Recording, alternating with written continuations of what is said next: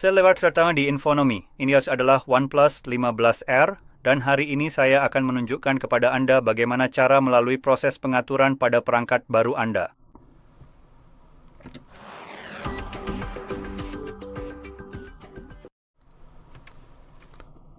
Jadi, ketika Anda menyalakan ponsel Anda untuk pertama kalinya, Anda seharusnya melihat layar yang sama seperti yang Anda lihat di sini. Di sisi saya yang muncul hanyalah tulisan Never Settle dengan label Oxygen OS.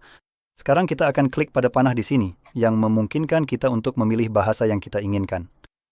Sekarang bahasa Inggris sudah dipilih secara default, yang memang merupakan bahasa yang ingin saya gunakan.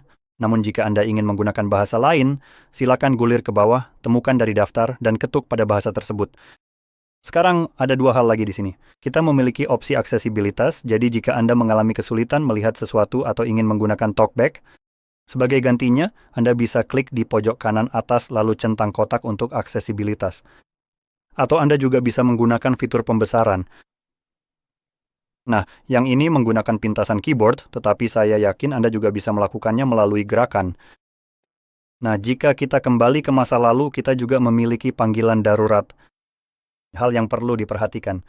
Jika Anda tidak memiliki kartu SIM di sini dan koneksi internet, Anda masih dapat misalnya menghubungi 911 dan panggilan akan tetap terhubung. Hal ini akan menjadi sedikit lebih penting karena saya akan membahas tentang keamanan dan privasi lebih lanjut nanti. Jadi, lanjut, kita punya opsi memilih wilayah, dan sekali lagi ada banyak sekali wilayah yang bisa dipilih. Saya tata bakery wilayah saya, yaitu Polandia. Nah, itu dia, dan saya melakukannya bukan karena patriotisme terhadap asal saya. Saya melakukannya murni karena Polandia adalah bagian dari Uni Eropa, dan saya punya semacam mungkin keyakinan atau apapun Anda ingin menyebutnya, bahwa memilih negara Uni Eropa lebih menguntungkan bagi saya. Uni Eropa sangat ramah konsumen terhadap hak-hak kita, tidak seperti ASEAN yang berarti bahwa kapanpun Uni Eropa menemukan cara untuk membuat hidup saya lebih baik melalui teknologi yang saya gunakan, dan pada dasarnya menghukum korporasi yang mencoba benar-benar mempermainkan saya tanpa ampun bahkan tanpa menggunakan sabun. Mereka tidak bisa melakukan itu karena saya berasal dari Polandia, jadi itu luar biasa. Dan biasanya saya bisa mengharapkan bahwa ketika sesuatu yang drastis terjadi, yang memaksa perusahaan-perusahaan untuk melakukan beberapa perubahan yang sebenarnya tidak mereka sukai karena bisa sangat memengaruhi keuntungan mereka, perubahan itu terutama akan terjadi di Uni Eropa, di mana undang-undang ini diberlakukan dan akan diabaikan serta dipertahankan. Tetap saja, logika yang tidak begitu ramah konsumen, misalnya di AS, di mana Anda sebagai konsumen adalah produknya.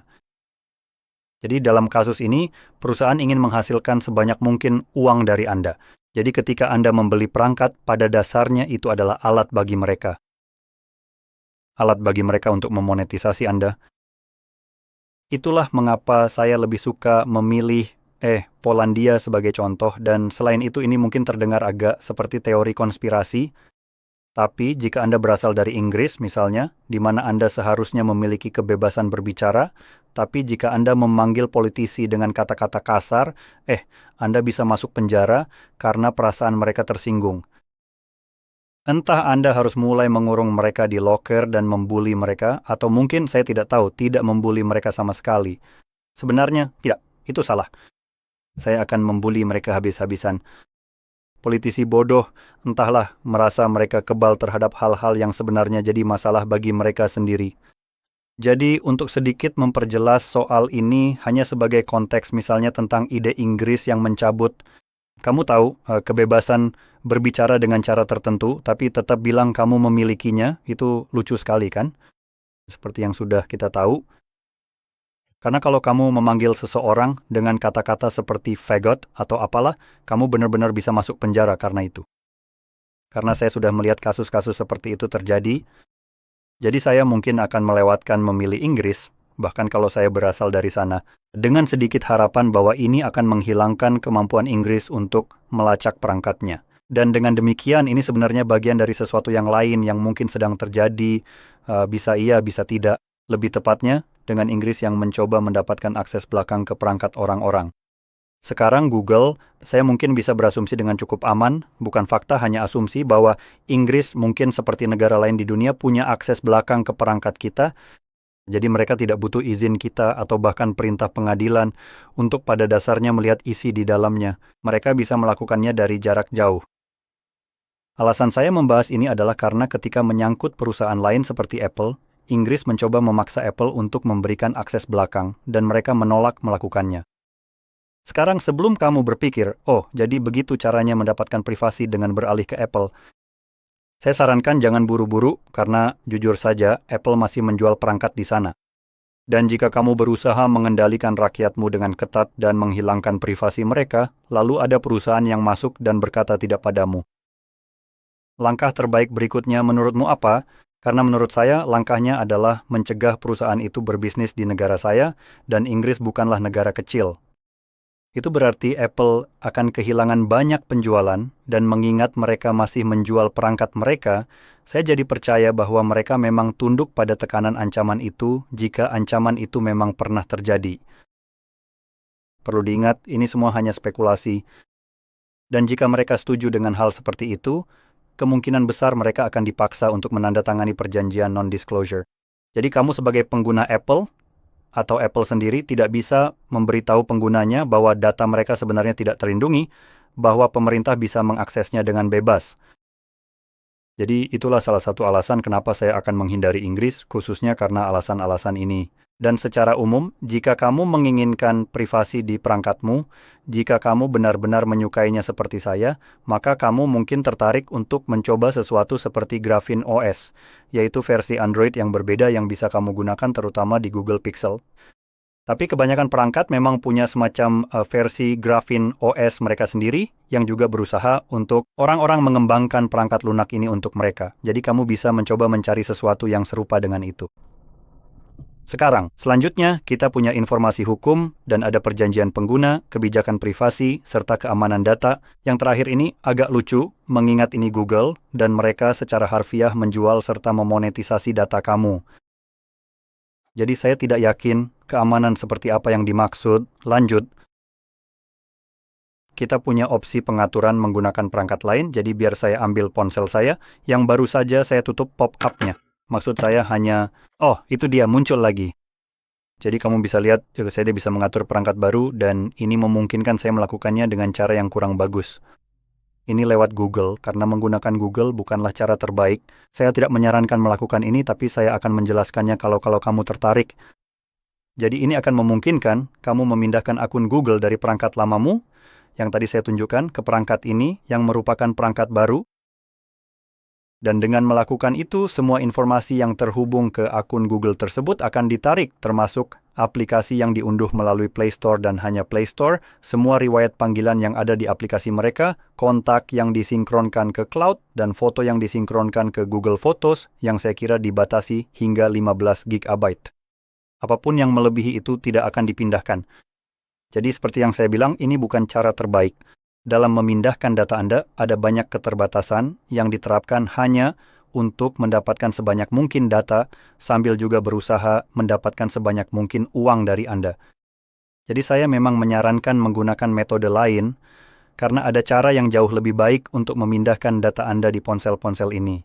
Yang akan saya bahas di akhir video karena ini adalah aplikasi yang sudah terpasang di perangkat-perangkat ini.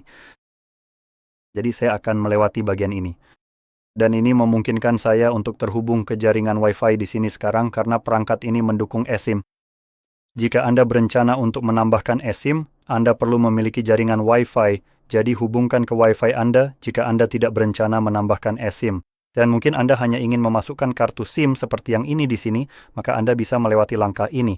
Anda sebenarnya tidak perlu memikirkan itu kecuali Anda benar-benar ingin terhubung ke jaringan, tapi mungkin Anda sedang tidak di rumah dan tidak bisa, jadi Anda tidak perlu khawatir tentang hal itu. Jadi saya melewatinya, dan itu membawa saya ke halaman berikutnya, yaitu metode membuka kunci. Sekarang kita punya 3 metode berbeda untuk membuka kunci perangkat kita. Jadi di bawah kata sandi, sebenarnya kita punya 3 pilihan berbeda. PIN, pola, atau kata sandi, lalu ada juga sidik jari dan pengenalan wajah. Nah, 2 yang terakhir, yaitu sidik jari dan pengenalan wajah, adalah keamanan biometrik. Namun, keamanan biometrik tidak 100% dapat diandalkan. Jadi ada kalanya perangkat Anda memutuskan untuk menolak membuka kunci melalui biometrik tersebut, karena Anda mungkin hanya punya sedikit noda di wajah atau jari Anda. Anda selalu punya cara yang lebih baik, atau mungkin bukan lebih baik, tapi cara yang lebih dapat diandalkan untuk membuka kunci perangkat Anda, yaitu PIN, pola, atau kata sandi, tergantung apa yang Anda pilih. Anda juga bisa saja langsung tidak melindungi perangkat Anda dengan melewati langkah ini di sini. Tapi karena ponsel Anda menyimpan informasi pribadi Anda, dan jika suatu saat Anda kehilangan perangkat ini, saya rasa akan jauh lebih baik, jauh lebih aman bagi Anda untuk benar-benar memiliki perlindungan. Jadi, siapapun yang menemukan ponsel itu tidak akan mudah mengakses semua informasi pribadi Anda. Hal-hal seperti semua kontak yang ada di sana, foto, atau hal lain apapun yang ada di dalamnya. Jadi, untuk tujuan ini, saya akan memilih sebuah pola. Sayangnya, OnePlus menganggap basis penggunanya memiliki IQ setara suhu ruangan. Jadi mereka memberi Anda penghitung waktu 5 detik sebelum Anda dapat melanjutkan. Memberitahu Anda bahwa Anda perlu mengingat kata sandi. Wow, tidak apa-apa. Baiklah, kata sandi sudah diatur, jadi sekarang kita bisa mengklik selesai. Nah, dari sini, kita bisa menambahkan opsi lain, sidik jari atau pengenalan wajah, atau kita bisa langsung menuju halaman berikutnya dan mengabaikannya. Nah, sekarang kita sampai pada bagian yang saya bicarakan tadi, yaitu terkait aspek keamanan dan privasi. Jadi, jika Anda tidak tertarik dengan hal ini, Anda dapat langsung melewatkan bagian yang akan saya bahas cukup lama ini. Seperti yang biasa saya lakukan, saya ingin membuat orang sadar bahwa, misalnya, fitur-fitur ini sebenarnya tidak melakukan apa-apa dan seberapa besar privasi yang benar-benar Anda miliki. Jadi, mari kita lihat dengan cepat apa saja yang sebenarnya kita miliki di sini. Kita punya hal-hal seperti penggunaan lokasi, mengizinkan pemindaian, mengirim data diagnostik pengguna, serta menginstal pembaruan dan aplikasi. Sekilas, ini tampak seperti tombol yang bisa saya matikan dan kelihatannya sangat jelas fungsinya. Gunakan lokasi. Jika saya mematikannya, kita tidak menggunakan lokasi, jadi seharusnya perangkat ini tidak bisa dilacak. Secara logika, orang akan berpikir begitu, tapi jika kita lihat lebih jauh, perangkat ini tetap menggunakan lokasi melalui hal-hal seperti Wi-Fi dan GPS. Oke, jadi sepertinya di sini kita menemukan kebohongan dengan menghilangkan informasi karena ternyata ada cara lain untuk perangkat ini tetap mengirimkan lokasi kita melalui cara-cara lain. Itu bisa terjadi dengan menghubungkanmu ke perangkat lain dan misalnya perangkat-perangkat itu mendapatkan info email kita. Tapi sebenarnya yang satu ini bisa jadi agak meragukan. Namun ada satu cara yang sangat mudah dicek dan juga mengumpulkan info email serta lokasi kamu. Dan itu adalah melalui menara seluler. Sekarang, untuk melanjutkan, kita punya fitur izinkan pemindaian yang memungkinkan perangkat memindai sinyal seperti jaringan Wi-Fi dan Bluetooth. Nah, sepertinya ini salah satu cara yang disebutkan di sini. Jadi, ini tidak merujuk pada perangkat lain yang memindai sinyal Anda, melainkan hanya merujuk pada perangkat yang memindai sinyal lain. Jadi, saat Anda tidak mencari perangkat lain di sekitar, perangkat lain sedang mencari dan menemukan Anda, mungkin. Jadi, sekali lagi, ini bukan cara terbaik. Dan jika Anda mempertimbangkan sesuatu seperti misalnya Apple, di mana Apple bahkan tidak membiarkan Anda mematikan sinyal-sinyal ini, di sini kita punya tombol untuk itu. Tapi pada kenyataannya, mematikan sesuatu seperti Bluetooth mungkin tidak benar-benar mati sepenuhnya. Mungkin saja perangkat itu hanya disembunyikan agar tidak bisa ditemukan sebagai perangkat yang dapat dihubungkan. Bukan berarti perangkat itu benar-benar dimatikan dan perangkat lain tidak bisa melihatnya. Sekarang opsi terakhir adalah mengirim data pengguna dan diagnostik. Pertama-tama, data apapun dari perangkat ini yang dihasilkan oleh perangkat ini apapun itu adalah data pengguna. Ini adalah perangkat Anda diatur oleh Anda dengan akun Anda. Apapun yang dibuatnya adalah data pengguna. Lebih spesifik lagi, itu milik Anda. Bukan data pengguna lain, itu data Anda. Jadi jelas, yang satu ini adalah kebohongan paling terang-terangan di sini. Seolah-olah perangkat Anda tidak mengirim data apapun, baik diagnostik maupun data pengguna, secara logika perangkat Anda seharusnya tidak bisa terhubung ke apapun. Karena misalnya, perangkat tidak bisa mengirimkan informasi koneksi, jadi seharusnya tidak bisa terhubung ke menara seluler. Menara seluler seharusnya tidak bisa mendapatkan informasi emailnya. Mereka seharusnya bahkan tidak bisa terhubung. Jadi seperti yang saya katakan di awal, panggilan darurat memungkinkan Anda menelepon 911 tanpa kartu SIM. Ini tempat SIM saya. Saya bisa kembali ke halaman pertama itu. Lalu tekan 911. Tidak terhubung ke Wi-Fi pun, panggilan ini tetap akan tersambung. Dan itu karena ponsel ini, meskipun tidak menampilkannya, saat ini sedang terhubung ke menara seluler. Sekarang saya hanya bisa menggunakannya untuk keperluan darurat, seperti menelepon 911. Tapi tetap saja saat ini ponsel ini memang terhubung, jadi ini melanggar sebagian besar hal-hal yang disebutkan di sini. Seperti yang saya bilang, ini hanya berbohong dengan tidak menyebutkan fakta sebenarnya di sini. Dan pada dasarnya ini cuma Google yang membual saja.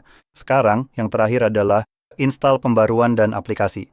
Opsi yang satu ini, pada dasarnya hanya menyebutkan bahwa kamu bisa mengelola aplikasi, mencopot pembaruan atau mematikan aplikasi dan semacamnya. Sekali lagi, saya juga agak berbohong dengan tidak menyebutkan semuanya. Ada opsi di pengaturan yang memungkinkan kamu menonaktifkan pembaruan perangkat. Jadi, misalnya, jika perangkat ini mendapatkan Android 17, kamu bisa mematikannya dan perangkat ini tidak akan pernah diperbarui ke Android 17. Oke, terima kasih. Kelihatannya cukup menarik di permukaan kalau kamu memang tidak menginginkannya. Hal yang sama juga berlaku untuk aplikasi. Aplikasi biasanya mengunduh sendiri. Aplikasi Google biasanya memperbarui dirinya sendiri. Kamu bisa mematikannya. Kamu bisa mencopot pembaruannya. Jika itu adalah aplikasi bawaan Android, kamu tidak akan bisa menghapus aplikasinya sepenuhnya, tapi kamu bisa menghapus pembaruan yang datang bersamanya atau yang diinstal belakangan. Dan tentu saja, kamu bisa menghapus aplikasi lain yang kamu unduh sendiri. Jadi itu bagus. Nah, yang tidak disebutkan di sini adalah pembaruan OTA. Over the air sekarang, ini adalah cara keren untuk mengatakan, ini adalah metode tersembunyi Google untuk memaksakan apapun yang mereka inginkan ke perangkatmu tanpa izin atau sepengetahuanmu. Karena ini benar-benar mengabaikan pilihanmu misalnya, untuk memperbarui perangkatmu. Sekarang, sejauh yang bisa aku lihat, hanya karena kamu memilih untuk tidak memperbarui perangkatmu, seperti ke Android misalnya, yang hanya diberi label sebagai pembaruan, itu tidak berarti sudah diperbarui. Di belakangku, melalui cara-cara yang tidak benar-benar bisa kulihat atau kuhentikan. Itu tetap saja sebuah pembaruan. Itu dilakukan melalui udara. Mereka memang tidak menggunakan kata pembaruan, tapi sebenarnya itu pembaruan.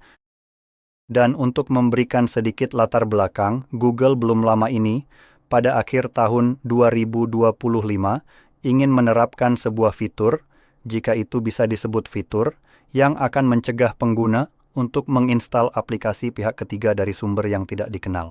Selama aplikasi itu tidak berasal dari Play Store, kamu tidak akan bisa menginstalnya. Selama pengembang aplikasi tersebut tidak membayar tebusan kepada Google. Nah, ini adalah cara Google untuk mencoba mencegah aplikasi berbahaya diinstal oleh pengguna. Sekarang mereka juga mencoba mencegah pengguna menginstal aplikasi bagus seperti YouTube Revanced yang menghilangkan iklan, karena itulah cara Google menghasilkan uang.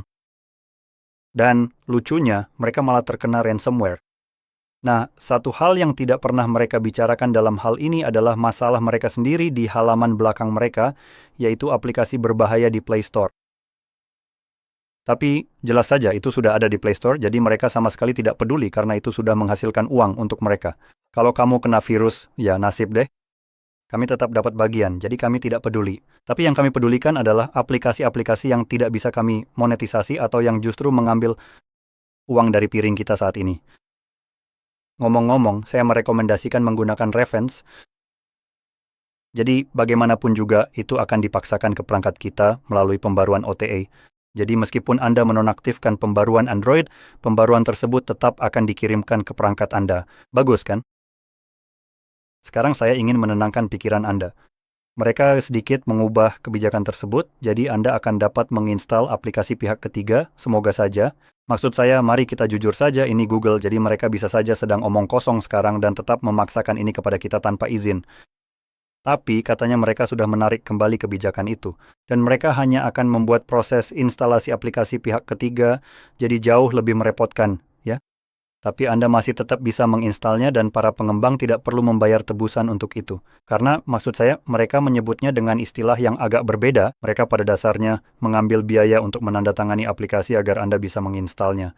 Tapi kalau dipikir secara logis, itu sebenarnya seperti tebusan. Jadi ketika kebijakan itu diterapkan tetap saja akan dimuat ke perangkat Anda melalui pembaruan OT ya. Sekarang, berbicara soal pembaruan itu, Anda bisa mengunduh dari mana saja aplikasi yang memungkinkan Anda melihat proses latar belakang yang sedang berjalan di perangkat Anda. Dan Anda bisa menemukan layanan pembaruan OTA yang sedang berjalan di sana dan langsung saja menghapusnya. Sekarang sebelum Anda melakukannya, saya ingin memperingatkan Anda, layanan itu juga bertanggung jawab untuk memasang patch keamanan di perangkat Anda. Jadi jika ponsel Anda atau jika Google atau pihak lain menemukan kerentanan yang bisa dieksploitasi oleh peretas di Android versi saat ini, maka Google pertama-tama wajib memperbaikinya.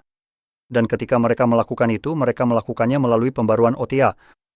Jadi jelas, ini memberikan perlindungan keamanan untuk perangkat Anda. Namun, perangkat-perangkat tersebut biasanya sekarang dipelihara, saya rasa secara hukum, hingga 5 tahun setelah itu masa pakainya habis, dan Anda seharusnya membeli ponsel baru. Jadi setelah 5 tahun, Anda tidak lagi menerima patch keamanan. Tapi jika Google ingin memuat sesuatu ke perangkat Anda bisa yakin Anda tetap akan mendapatkannya. Meskipun Anda tidak mendapatkan perlindungan keamanan, Anda tetap mendapatkan hal-hal yang ingin Google paksa ke Anda. Jadi pada titik itu, Anda bisa menyingkirkan pembaruan OTA dan tidak perlu terlalu mempedulikannya. Baiklah, mari kita lanjutkan. Jadi di sini kami memiliki beberapa layanan yang direkomendasikan dan jumlahnya cukup banyak. Seperti yang Anda lihat, jumlahnya sangat banyak. Jadi Anda bisa membahas ini. Saya ingin membicarakan salah satunya, yaitu di mana letaknya.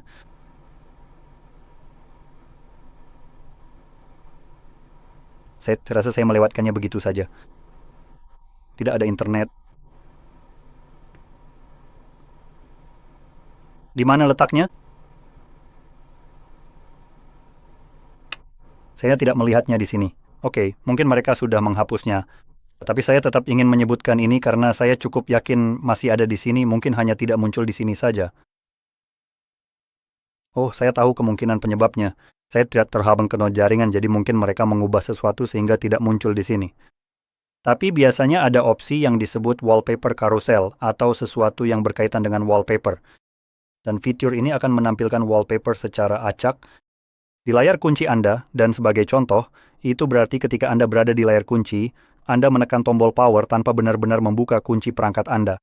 Akan ada satu wallpaper, lalu jika Anda melakukannya lagi, wallpaper itu akan berubah. Sekarang, wallpaper itu bukan dari perpustakaan Anda atau sesuatu yang Anda pilih sendiri.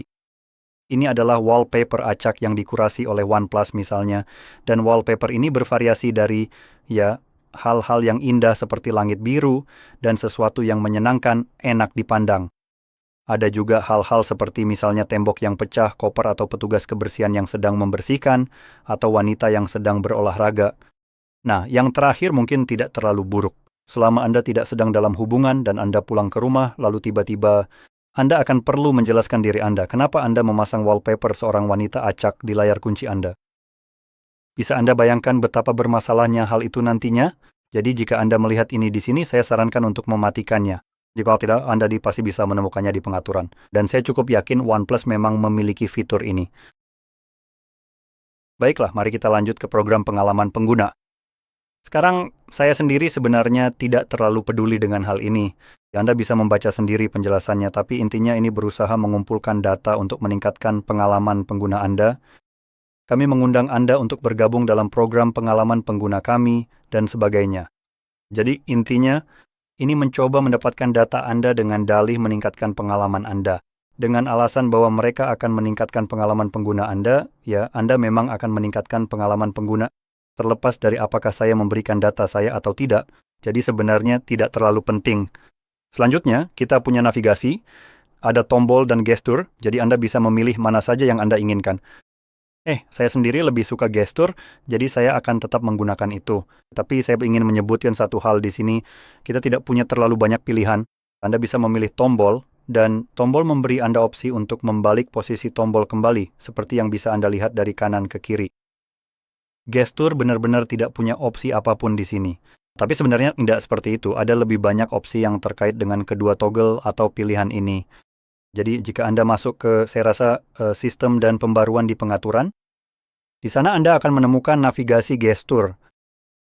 Dan di sana Anda bisa mengatur sensitivitas gestur kembali khusus untuk gestur.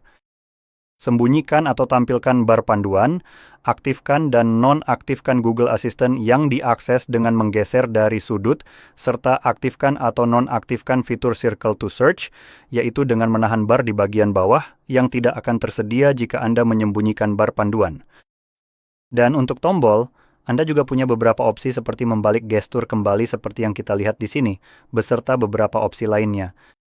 Sebenarnya saya tidak ingat apa saja opsi yang tersedia. Dan Anda bisa lihat ini menyelesaikan proses pengaturan, tapi saya masih ingat untuk menunjukkan kepada Anda tentang aplikasi yang digunakan untuk memindahkan data Anda. Jadi aplikasi itu ada di halaman kedua di folder OnePlus, tepat di bagian atas sini. Anda mencari ikon berwarna hitam merah seperti ini, yang satu putih dengan gambar dua ponsel, satu hitam, satu merah, dan ada panah di antara keduanya. Dan Anda bisa membukanya, lalu di sini Anda pilih bahwa ini adalah perangkat baru. Sekarang pada perangkat lama, tidak peduli apapun jenis perangkatnya, Anda bisa membuka aplikasi ini. Jadi jika itu Samsung, Anda perlu mengunduhnya dari Play Store atau toko lainnya. Anda juga bisa melakukannya di iOS, maksudnya Apple. Anda bisa mengunduhnya dari App Store. Dan di perangkat itu, Anda hanya bisa memilih ponsel tersebut sebagai perangkat lama. Sekarang, OnePlus, Realme, Oppo, dan Vivo sudah dilengkapi aplikasi ini secara pre-install. Mereka berada di bawah satu induk perusahaan besar dan menggunakan aplikasi yang sama. Namun, tampilannya tidak akan persis sama di setiap versi, seperti pada Vivo misalnya. Oppo dan Realme juga demikian. Warnanya mungkin berbeda, tapi bentuknya tetap sama. Seperti yang saya bilang, ini tetap aplikasi yang sama, jadi Anda bisa langsung membukanya tanpa perlu mengunduh, dan aplikasi ini akan memungkinkan Anda untuk terhubung. Dan karena perangkat-perangkat ini sama dan sudah dilengkapi aplikasi ini secara pre-install, sebenarnya Anda ada juga bagian atau opsi untuk perangkat baru dan lama, tapi jika itu perangkat lama, tentu saja Anda harus memilih dengan tepat.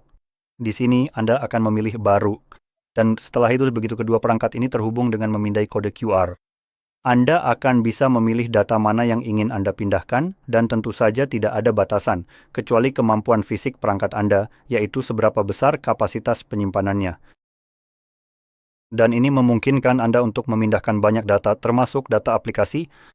Data aplikasi bertanggung jawab atas bagaimana aplikasi-aplikasi Anda diatur saat ini. Jadi, jika Anda menggunakan mode gelap di sebuah aplikasi yang harus Anda ubah sendiri, pengaturan itu juga bisa ikut dipindahkan. Jadi aplikasinya bukannya terang, akan tetap di mode gelap. Ini bagus, saya sangat merekomendasikannya, dan seperti kata saya, ini lebih baik dari tawaran Google. Jadi dengan semua penjelasan tadi, begitulah cara kami ingin mengklasifikasikannya.